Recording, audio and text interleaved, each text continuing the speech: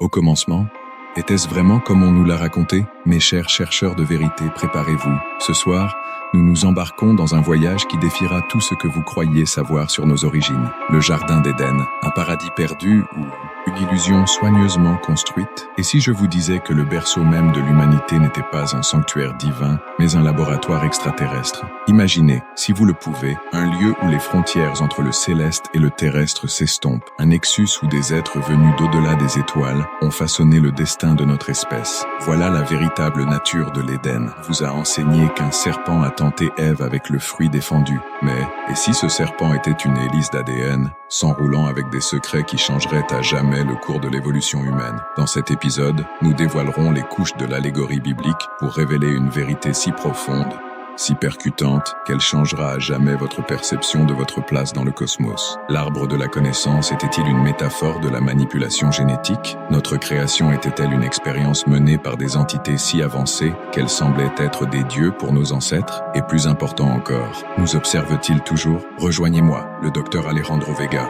alors que nous décryptons les messages cachés dans nos textes les plus sacrés. Ensemble, nous dénouerons le mystère du secret extraterrestre de l'Éden et révélerons le laboratoire génétique caché de la Bible. Préparez-vous, chercheurs de vérité. Les révélations qui nous attendent ne sont pas pour les cœurs faibles, mais pour ceux assez courageux pour questionner, rechercher et défier la narration établie. L'illumination nous appelle. La vérité est là, cachée à la vue de tous dans les pages de la Genèse. Êtes-vous prêts à voir l'Éden sous un jour nouveau? Depuis l'aube de la civilisation, l'humanité a cherché des réponses sur nos origines. Le récit du Jardin d'Éden a été pendant des millénaires la pierre angulaire de notre compréhension de la création. Mais mes chers chercheurs de vérité, et si ce récit était bien plus qu'un simple mythe de création? Pour comprendre la véritable nature de l'Éden, nous devons d'abord nous dépouiller des interprétations traditionnelles et regarder le texte biblique avec un regard neuf. La Genèse, cet ancien texte qui a façonné les civilisations, pourrait-elle être en réalité un code?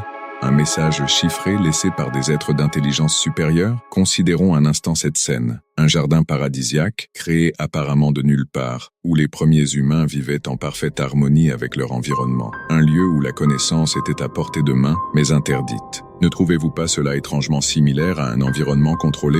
Un laboratoire, peut-être? Les découvertes archéologiques et génétiques modernes nous ont révélé des sauts inexpliqués dans l'évolution humaine. Des périodes où nos capacités cognitives et technologiques ont progressé à un rythme qui défie toute explication naturelle. Cela pourrait-il être la preuve d'une intervention externe? Concentrons-nous maintenant sur les protagonistes de cette histoire, Adam et Ève. La Bible nous dit qu'ils ont été créés à l'image de Dieu.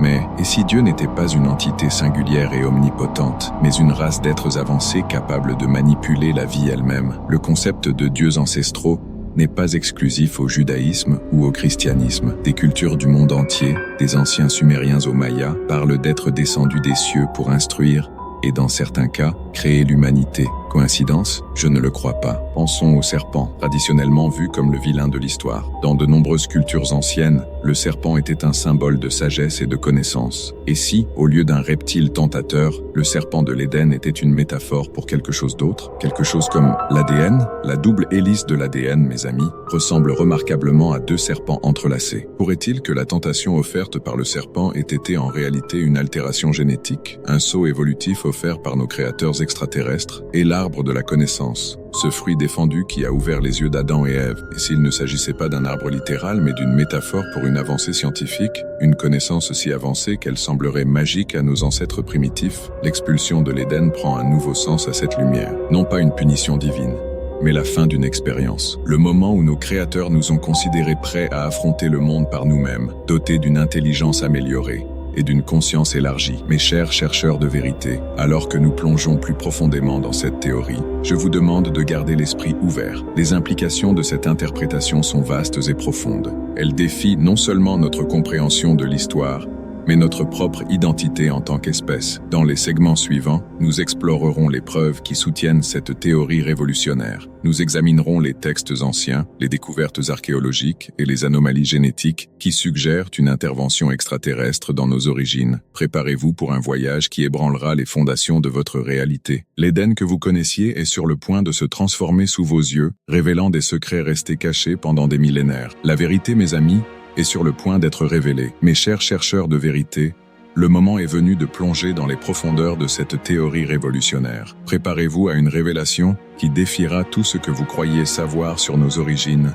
et le Jardin d'Éden. Commençons par examiner de plus près le récit biblique de la Genèse, mais cette fois avec une perspective complètement nouvelle. Le texte nous dit que Dieu a créé Adam à partir de la poussière de la terre et a insufflé dans ses narines le souffle de vie. Mais que se passerait-il si nous interprétions cela comme une description métaphorique d'un processus avancé d'ingénierie génétique? Imaginez, si vous le pouvez, des êtres d'une civilisation extraterrestre hautement avancée. Des êtres capables de manipuler le code génétique avec la même facilité que nous écrivons sur un clavier. Pour eux, créer la vie à partir des éléments de base de la Terre, la poussière serait une tâche réalisable. L'insufflation de vie pourrait être une représentation poétique de l'activation de ce code génétique. Maintenant, considérons l'arbre de la connaissance du bien et du mal. Dans notre interprétation, ce n'est pas un arbre littéral, mais une métaphore d'un saut évolutif programmé dans notre ADN. Un interrupteur génétique, si vous préférez, conçu pour s'activer au moment opportun et élever la conscience humaine à un nouveau niveau. Le serpent dans ce scénario n'est pas un reptile tentateur, mais peut-être l'un de nos créateurs extraterrestres, un être qui a décidé d'accélérer le processus d'évolution en activant prématurément cet interrupteur génétique. Le fruit défendu serait alors la connaissance avancée, la conscience élargie qui nous a définitivement séparés du reste des créatures d'Éden. Mais quelles preuves avons-nous pour étayer cette théorie apparemment farfelue? Permettez-moi de vous présenter quelques découvertes intrigantes. Premièrement, les textes sumériens, qui précèdent la Bible de milliers d'années. Ces anciens écrits parlent des Anunnaki, des êtres qui sont descendus des cieux et ont créé les humains pour qu'ils soient leurs travailleurs. Coïncidence? Je ne le crois pas. Ce récit s'aligne étonnamment bien avec notre interprétation de l'Éden en tant que laboratoire génétique. Deuxièmement, les sauts inexpliqués dans l'évolution humaine. Les paléontologues et les généticiens ont identifié des périodes de notre histoire où nos capacités cognitives et physiques semblent avoir progressé à un rythme accéléré, défiant les lois de l'évolution naturelle. Le plus remarquable de ces sauts a eu lieu il y a environ 70 000 ans, un événement connu sous le nom de révolution cognitive. Pourrait-il s'agir du résultat d'une intervention génétique extraterrestre? Troisièmement, les anomalies dans notre ADN. Les scientifiques ont découvert ce qu'ils appellent l'ADN poubelle, des séquences génétiques qui n'ont apparemment aucune fonction. Mais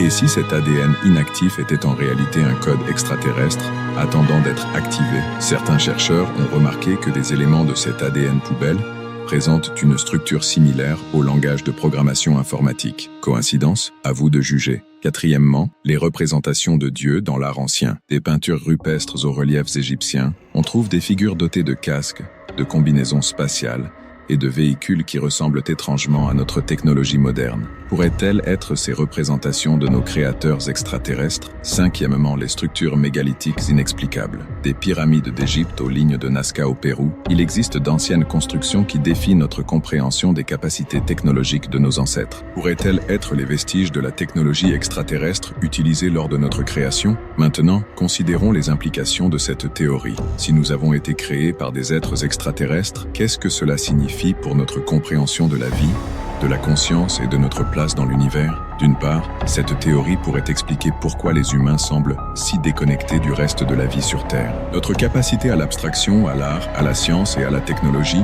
nous sépare de manière dramatique des autres espèces. Pourrait-ce être le résultat de notre héritage extraterrestre? D'autre part, cette théorie soulève des questions profondes sur notre autonomie en tant qu'espèce. Si nous avons été créés comme une expérience, sommes-nous vraiment libres ou suivons-nous un programme prédéterminé par nos créateurs? Et peut-être la question la plus inquiétante de toutes, si cette théorie est vraie, nos créateurs nous observent-ils encore? Continuent-ils à intervenir dans notre développement? Les grands bonds technologiques de notre histoire récente, la révolution industrielle, l'ère numérique, pourraient-ils être le résultat d'une intervention continue? Mes chers chercheurs de vérité, je sais que ces idées peuvent sembler extravagantes, voire hérétiques pour certains. Mais je vous demande de garder vos esprits ouverts. L'histoire de la science est remplie d'idées qui ont été initialement considérées comme folles, pour ensuite se révéler vraies. Rappelez-vous, il n'y a pas si longtemps, l'idée que la Terre tournait autour du Soleil était considérée comme une hérésie. Aujourd'hui, c'est un fait accepté. Notre théorie de l'Éden comme laboratoire génétique extraterrestre pourrait-elle être l'hérésie d'aujourd'hui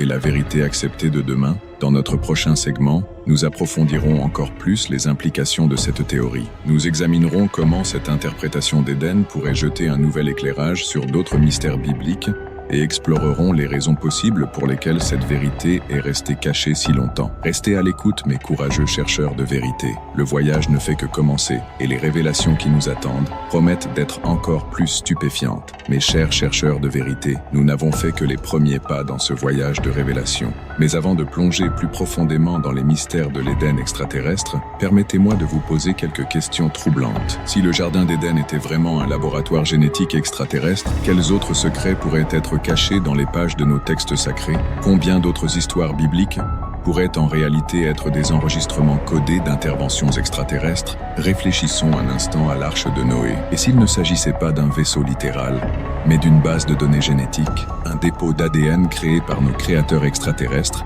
pour préserver leur expérience face à une catastrophe imminente? Ou considérons la tour de Babel. Pourrait-elle être une métaphore d'une tentative humaine d'atteindre le niveau technologique de nos créateurs? La confusion des langues était-elle une mesure de sécurité implémentée pour ralentir notre progression jusqu'à ce que nous soyons prêts? Et qu'en est-il des visions prophétiques décrites dans des livres comme celui d'Ézéchiel ou l'Apocalypse? Pourraient-elles être des récits de rencontres avec une technologie extraterrestre avancée, incompréhensible pour les humains de l'époque? Mais il y a une question encore plus perturbante que nous devons considérer. Si nous avons été créés comme une expérience, quel est notre objectif final? Sommes-nous simplement des sujets d'expérimentation dans un immense laboratoire cosmique, ou y a-t-il un plan plus vaste pour l'humanité que nous ne pouvons encore comprendre? Et peut-être le plus troublant, si cette théorie est vraie, pourquoi a-t-elle été cachée aussi longtemps? Qui ou quoi pourrait avoir intérêt à maintenir l'humanité dans l'ignorance de ses véritables origines? Préparez-vous, mes courageux chercheurs de vérité. Dans notre prochain segment, nous nous aventurerons dans des eaux encore plus profondes et troublées. Les réponses que nous trouverons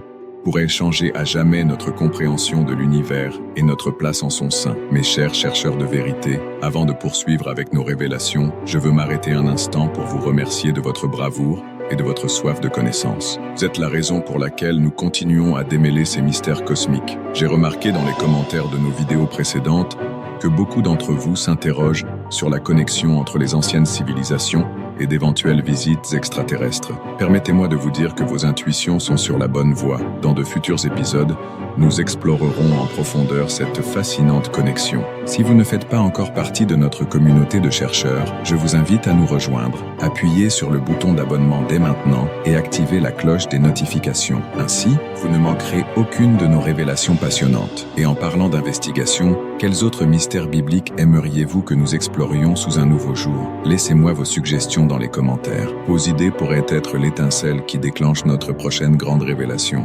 Rappelez-vous, chaque mention, j'aime et chaque partage de nos vidéos contribuent à diffuser la vérité. Vous contestez le statu quo et ouvrez les yeux de davantage de personnes aux réalités cachées qui nous entourent. Maintenant, préparez-vous. Ce qui va suivre pourrait ébranler les fondements de tout ce que vous croyez savoir sur notre existence. La vérité est là-bas, et ensemble, nous la découvrirons. Bienvenue de retour, intrépides chercheurs de vérité. Maintenant que nous avons posé les bases de notre théorie selon laquelle l'Éden serait un laboratoire génétique extraterrestre, il est temps de plonger encore plus profondément dans les implications de cette révélation. Considérons un instant les conséquences de cette théorie sur notre compréhension de l'évolution humaine et notre place dans le cosmos. Premièrement, nous devons réexaminer l'histoire de l'humanité à travers cette nouvelle perspective. Si nous avons été créés ou modifiés génétiquement par des êtres extraterrestres, cela expliquerait bon nombre des chaînons manquants dans notre évolution. Les sauts évolutifs qui ont dérouté les paléontologues pendant des décennies pourraient être le résultat d'interventions génétiques programmées. Prenons par exemple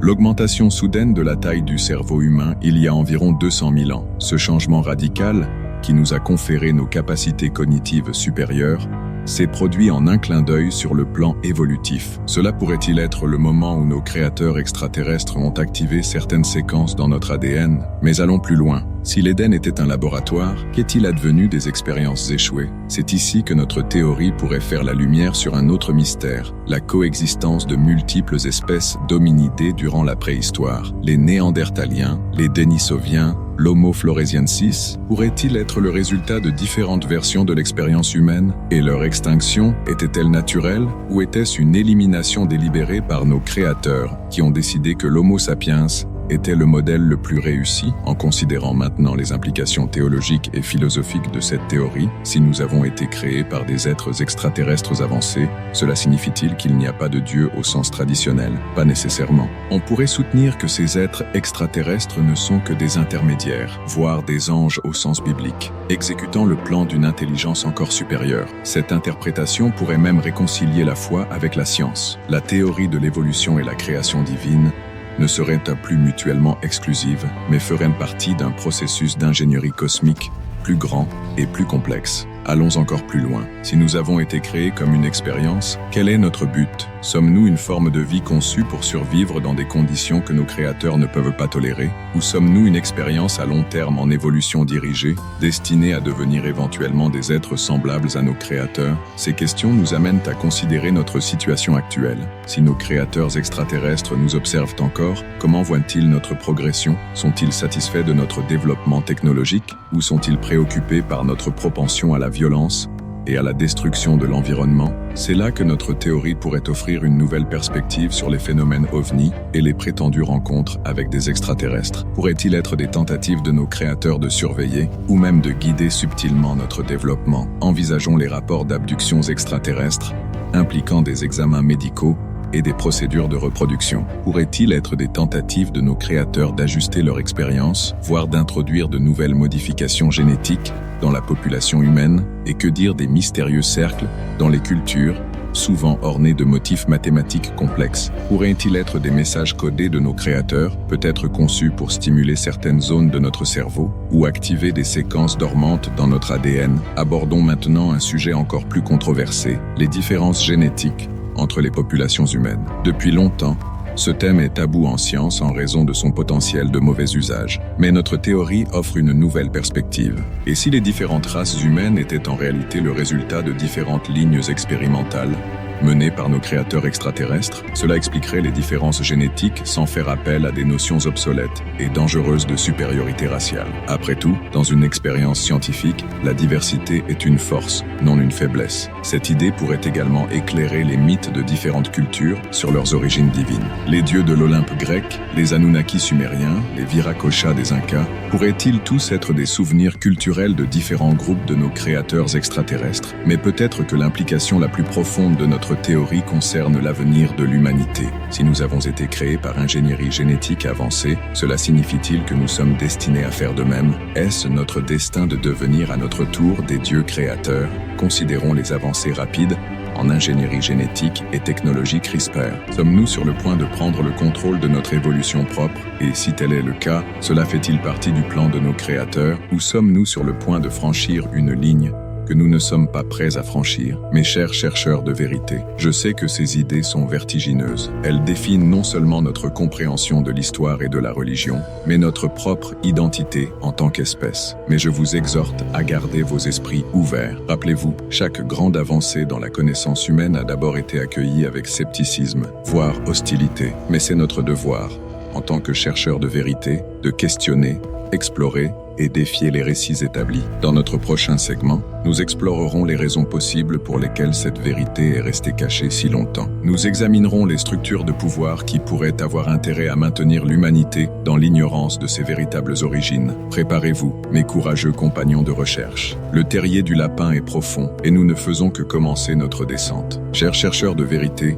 nous avons atteint un point crucial de notre voyage de découverte. Il est temps d'élever notre perspective et de considérer les implications les plus profondes et transcendantes de notre théorie sur l'Éden en tant que laboratoire génétique extraterrestre. Plus que simplement des détails historiques ou scientifiques, cette révélation nous pousse à reconsidérer fondamentalement notre compréhension même de l'existence. Si nous sommes en effet le produit d'une intervention extraterrestre, comment cela modifie-t-il notre perception du sens de la vie et de notre place dans le cosmos? Tout d'abord, il est important de noter que cette théorie ne nie pas nécessairement l'existence d'un créateur suprême ou d'un dessein cosmique. Au contraire, on pourrait soutenir qu'elle élargit notre compréhension de la création à une échelle véritablement universelle. Si nous avons été créés par des êtres extraterrestres avancés, ne pourraient-ils pas, à leur tour, faire partie d'un plan encore plus vaste, cette perspective nous invite à reconsidérer nos notions de divinité et de transcendance. Les concepts religieux traditionnels de Dieu ou d'ange pourraient en fait être des interprétations primitives de ces êtres avancés, mais cela ne diminue pas leur importance spirituelle. Au contraire, cela nous pousse à élargir notre compréhension du divin pour englober l'immensité du cosmos. Réfléchissons également aux implications éthiques de cette théorie. Si nous sommes le fruit d'une expérience cosmique, avons-nous une responsabilité particulière envers nos créateurs ou l'univers en général?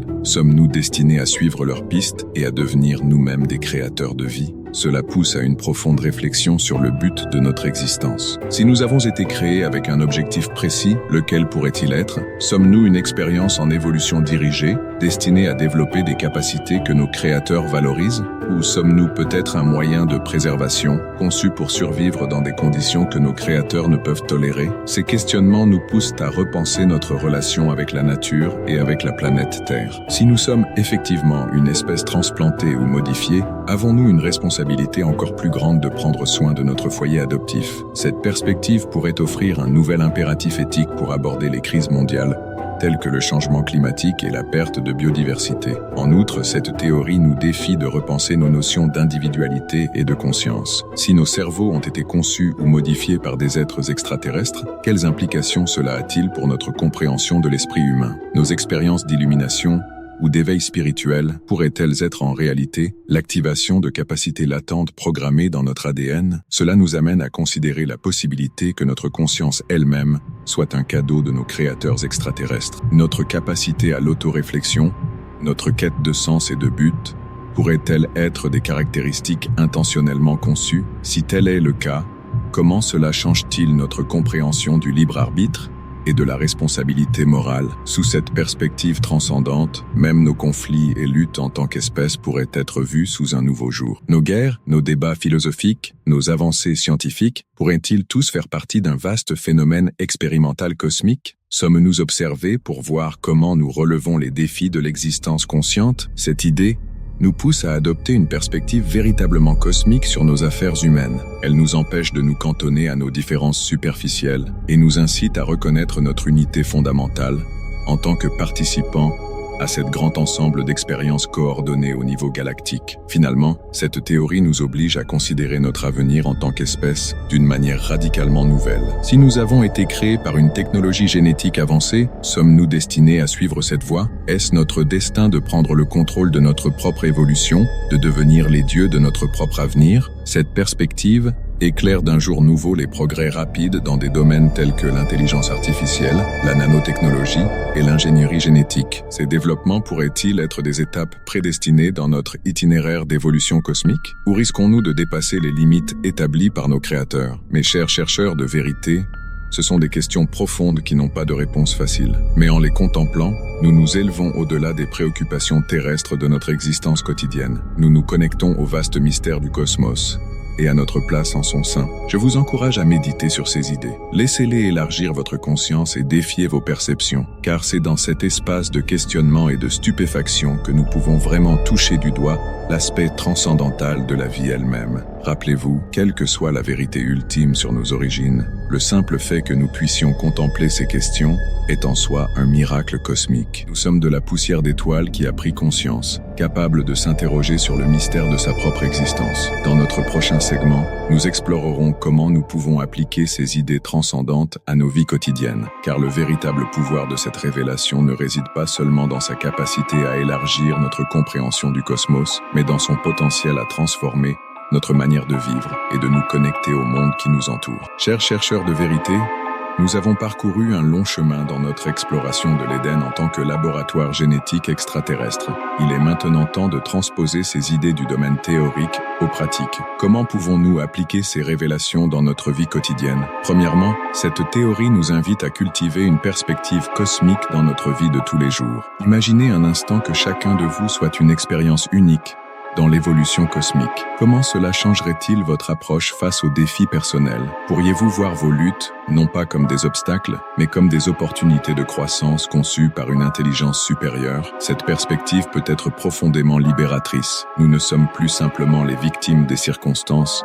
mais des participants actifs dans une grande expérimentation cosmique. Chaque décision que nous prenons, chaque acte de bonté ou de créativité pourrait être une contribution essentielle à cette expérience. De plus, cette théorie nous exhorte à reconsidérer nos relations avec autrui. Si nous faisons tous partie du même vaste schéma expérimental, ne devrions-nous pas nous traiter mutuellement avec un profond respect et une curiosité sincère? Chaque personne que vous rencontrez pourrait être porteuse d'une variation génétique unique, une pièce cruciale du puzzle cosmique.